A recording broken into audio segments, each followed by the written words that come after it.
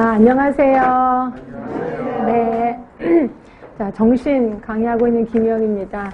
우리 앞에 잠깐만 그 차례 부분을 보실래요? 우리 차례 부분을 보시면, 저는 이제 문제풀이를 어떤 식으로 할 거냐면, 처음부터 모의고사로 안 들어가고요. 그 다음에 이제 단원별로 일단 문제를 냈습니다. 그래서 1번에 뭐 정신건강 간호의 이해, 인간의 존중에서 단원별로 문제를 쫙 냈고, 그 다음에 이렇게 해서 전체적으로 한번 복습을 한 다음에, 그 다음에 이제 모의고사 쪽으로 넘어갈 거거든요.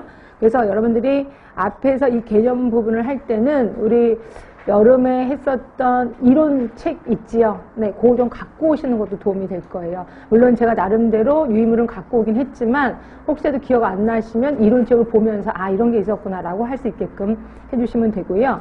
그 다음에 맨 처음에 했던 이해나 인간 존중, 치료적 인간관계 의사소통 이런 것들은 문제가 제법 나옵니다. 나오는데 그거에 나름대로 규칙도 있어요. 근데 그 규칙을 다 일일이 가르쳐 드리기에는 너무 양이 많아요. 그래서 제가 문제를 풀다가 이런 건 감으로 잡읍시다 라고 하는 게 있을 거예요. 굉장히 분명히 원리가 있는데 감으로 잡아도 답은 나오더라고요. 그래서 대부분 제가 원리를 안 가르쳐 주고 감으로 잡아보세요 라고 하면 여러분들이 딱 대답을 하면 아, 감이 잡혔구나 하고 그냥 넘어갈 겁니다. 그래서 그렇게 할 거고요.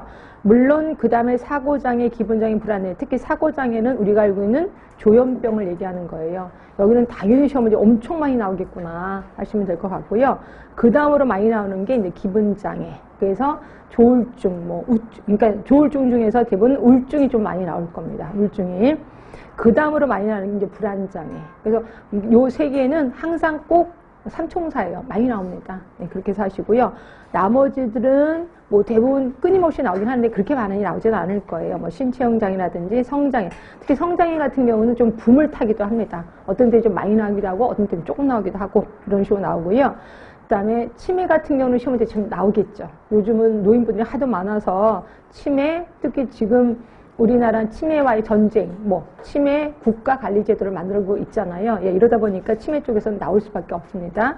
치매 쪽은 보실 거고, 그다음에 섭식장애나 발달장애, 그러니까 섭식장애는 그렇게 많이 나오지는 않을 거예요. 이렇게 보시고, 그다음에 발달장애 쪽은 아기들에 해당이 되기 때문에 이것도 조금 나오긴 할 겁니다. 예, 그런 식으로 해서 대부분 우리 정신간호학이 여러분 발목은 잡지는 않을 거예요. 이게 뭐 이렇게 보면 감만 있어도 웬만큼 답은 써서 이것 때문에 떨어졌다는 걸 진짜 여태까지 한 번도 못 봤습니다. 그래서 정신간호는 문제를 조금 많이 풀다 보면 하나의 규칙도 발견하게 되고 대부분 나왔던 문제들이 또 나오고 그래서 웬만하면 수월하게 넘어갈 겁니다.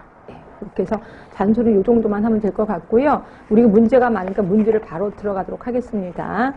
자, 맨 처음에 보시면 이제 정신간호 이해 부분부터 들어갈게요. 혹시 미리 다 풀어 오셨나요, 문제? 네, 풀어 오셨다고 그러네요. 자, 일단 볼게요. 1번에 보시면 가정폭력 예방을 위해서 정신보건센터, 요게 이름을 정신건강복지센터로 바뀐 건 아시죠? 정신건강복지센터로 바뀌었고요. 이러한 정신건강복지센터에서 실시할 수 있는 거 이렇게 보시면 예전에 정신보건법이었다가 정신보건법이 이름을 아예 바꿨습니다.